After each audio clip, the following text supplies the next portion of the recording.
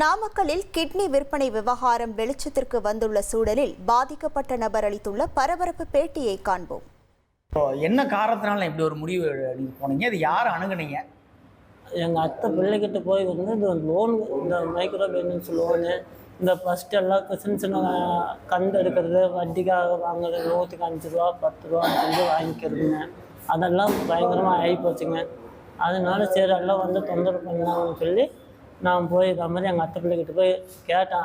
அழுகுற மாதிரி போய் கேட்டேன். சரி ஏன்டா அழுகுற, நானும் போயிட்டு வந்தேன். இந்த இடத்துக்கு இதை மாதிரி நான் ஜாயின் பண்ணி விட்றேன், அவங்க யார் என்னன்னு நம்மளுக்கும் தெரியாது. வாட்ஸ்அப் மூலிமா அந்த நம்பர் வந்துருந்துச்சு எங்கள் அத்தை பிள்ளைக்கு செல்லுக்கு. அதனால் அவங்க அதை மாதிரி வச்சு சரின்ட்டு 5 லட்ச ரூபான்னு சொன்னாங்க. 4 லட்ச ரூபா கொடுத்தாங்க. 4.5 லட்ச ரூபா. உங்களுக்கு நீங்கள் யார் அணுகுனீங்க? யார் உங்ககிட்ட பேசுனாங்க? பேசுனது வந்து எங்கள் அத்தை பிள்ளையோட இது மூலியமாக தான் போனோங்க.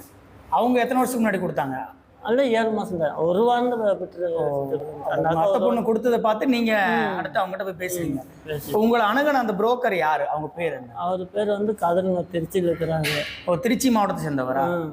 சரிங்க. அவர் வந்து திருச்சிங்க. அவர் எப்படி இருப்பாருன்னு கூட தெரியாதுங்க. ஆனால் ஃபோன் மூலியமாக தான் எல்லாமே. சரி, இப்போ கிட்னி கொடுக்கணும் முடிவானதுக்கப்புறம் ஃபஸ்ட்டு உங்களை எங்கே கூட்டிகிட்டு போனாங்க? என்னெல்லாம் நடந்தது?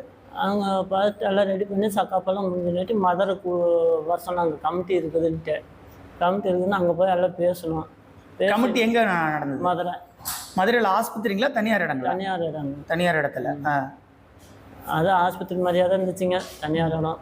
அது அங்கே போய் சொன்னோம், இதை மாதிரி எங்கள் தாய் மாமனுக்கு தான் நாங்கள் கொடுக்குறோம், அதனால் ஒன்றும் பிரச்சனை இல்லைங்க, எல்லாம் பார்க்கறது பிடிக்கிறதெல்லாம் அவரு தான் அப்படின்னு சொல்லி நாங்கள் இதை மாதிரி சொன்னோம். ஏதோ ஆஸ்பத்திரியில் ஏதாவது ட்ரீட்மெண்ட் இது போச்சுங்களா உங்களுக்கு? ஏதாவது செக்கப் ஏதாவது பண்ணீங்களா? செக்கப் பண்ணாங்க. 1 மாதமாக செக்கப் பண்ணாங்க. எந்த ஆஸ்பத்திரிங்க அது?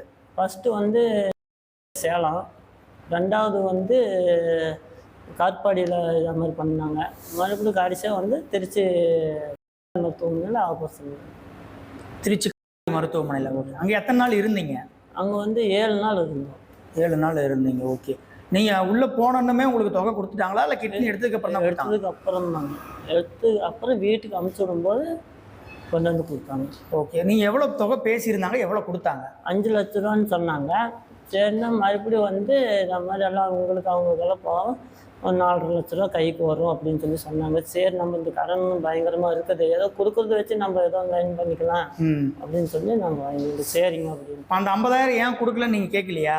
அது கேட்டதுக்கு தான் இந்த மாதிரி உங்களுக்கெல்லாம்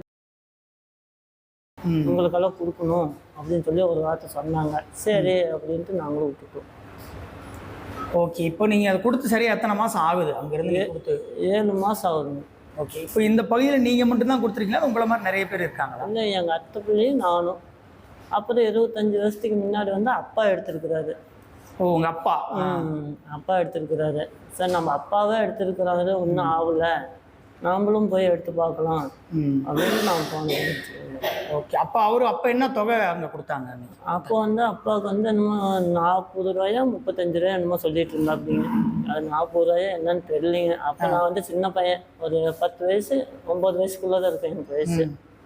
அப்போ எடுத்தாங்க. இந்த தறி ஓட்டிகிட்டு இருந்தார். நாங்கள்லாம் தார் போட்டோம் 9 வயசுலேயே.